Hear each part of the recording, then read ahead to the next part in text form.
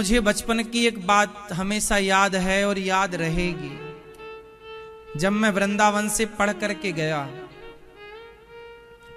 गया, जब मैं यहां से घर चला गया वृंदावन से, तो एक दिन मैं मंदिर में बैठा था। मुझे आज भी वो पूरा दृश्य सामने याद है। जब मैं वृंदावन से पढ़ करके घर गया, एक दिन मैं मंदिर में बैठा था। हमारे गांव में एक मंदिर है सड़क के किनारे, वहां मैं जाया करता था, बैठा करता था। भगवान श्री कृष्ण का मंदिर है, हम वहां बैठा करते थे। दोपहर का समय था, गर्मियों का टाइम, दोपहर का समय।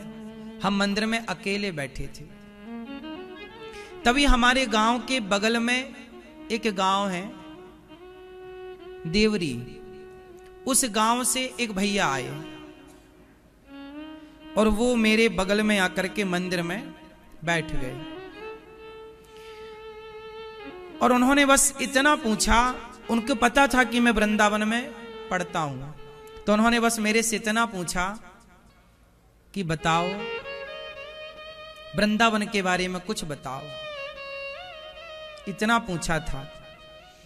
याद है मुझे कि जब उन्होंने पूछा वृंदावन के बारे में कुछ बताओ, तो वृंदावन का नाम जब मेरे कानों से मेरे अंदर गया, तो केवल वृंदावन सुनकर, पता नहीं, मैं उस समय बहुत छोटा था, लगभग 18 वर्ष 19 वर्ष की, 18-19 वर्ष की आयु थी। मैं 18 या 19 साल का था। उन्होंने केवल वृंदावन का नाम लिया कि कुछ वृंदावन के बारे में बताओ। केवल वृंदावन का नाम सुनते ही आंखों में जो आंसू की धार बही। मैं कुछ बोल नहीं पाया। बहुत पूछा उन्होंने, पता नहीं क्या था, कुछ बता नहीं पाया, मैं कुछ बोल नहीं पाया। मैं बस नाम सुनते ही आंखों में बस आंसू बहने लगे, आंसू। वो तो भैया थे, उनको लगा, पता नहीं उनको क्या लगा होगा, पर वो तो अलग विषय है। वो चले गए, पर मैं रोता ही रहा। क्यों?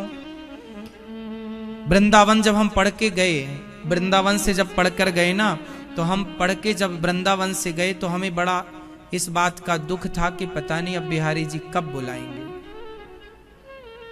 पढ़ने के लिए तो बुलाया, पता नहीं अब कब बुलाते हैं वृंदावन।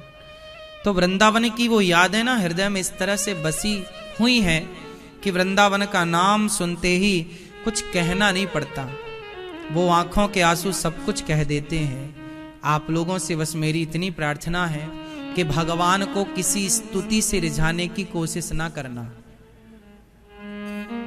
कोई स्तुति पर्याप्त नहीं है। यदि पर्याप्त है तो स्तुति करके पालो, फिर भगवान को कर लो स्तुतियां। कौन सी स्तुति से मिल जाएंगे?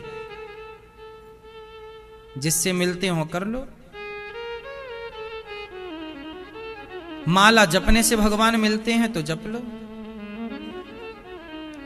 भगवान ये माला की भाषा नहीं समझते। ये जपना, इसका मतलब ये मत समझना कि माला नहीं जपना, पर ये सब भाषाएं नहीं। भगवान को केवल भरत जी जब राम जी के चरणों में गिरे, तो भरत जी ने कुछ भी नहीं कहा कि मैं जिम्मेदार हूं, मेरी मां ने आपको निकाला। राम जी समझ गए कि भरत का हृदय कितना पवित्र है। अच्छा, लक्ष्मण जी को संदेह था भरत जी पर। लक्ष्मण जी को लग रहा था कि जब इसकी मां नागिन है तो ये भी नाग ही होगा। लक्ष्मण जी स्पष्ट बोल देते थे कि कैकेयी तो नागिन है, ये भरत भी ऐसी होगा, नागिन का बेटा। भरत जी को राम जी समझाते, लक्ष्मण भरत के बारे में ऐसा मत कहो, वो ऐसा नहीं है। लक्ष्मण जी बोले नहीं, वो तो सारी सेना लेके आ रहा है आपको मारने के लिए। बहुत समझाया राम जी ने, लक्ष्मण जी को विश्वास नहीं हुआ भरत पर जब भरत जी के आंखों के आंसू निकले तो लक्ष्मण जी को समझाना नहीं पड़ा। भरत जी की आंखों से बहते हुए प्रेम के आंसू लक्ष्मण जी को समझा रहे थे कि लक्ष्मण तुम जैसा सोच रहे हो, भरत जी वैसे नहीं है। क्या लक्ष्मण जी को समझाना पड़ा? भरत जी के प्रेम से बहे आंसू लक्ष्मण जी को सबको समझा रहे हैं। इसलिए गोपियां रोती हैं, इसलिए भक्त रोते हैं। आप कब रोएंगे? कब उन्हें रो करके पुकारेंगे?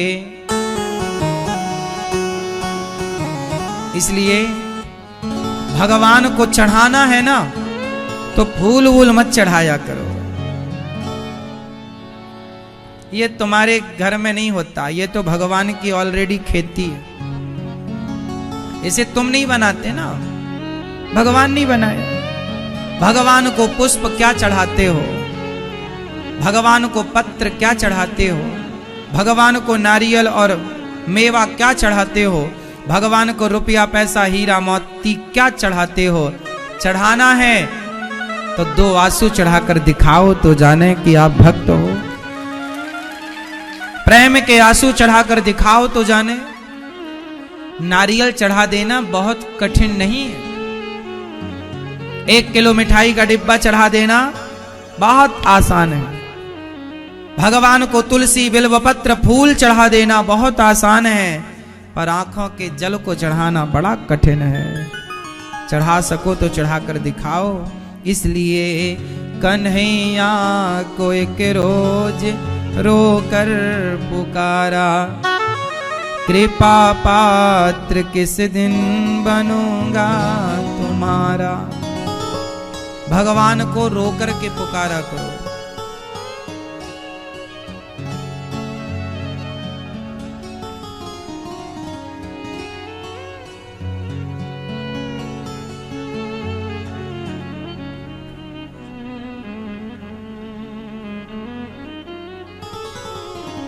लटकते हुए बीत जाए न जीवन,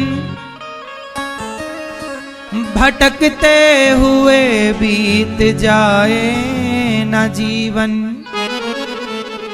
84 के चक्कर में हे चक्रधारी, भटकते हुए बीत जाए न जीवन। संभालो ये जीवन है जीवन के मालिक, संभालो ये जीवन है जीवन के मालिक। मेरा कुछ नहीं आप जीते मैं हारा, मेरा कुछ नहीं आप जीते मैं हारा। कन्हैया को एक रोज रोकर पुकारा।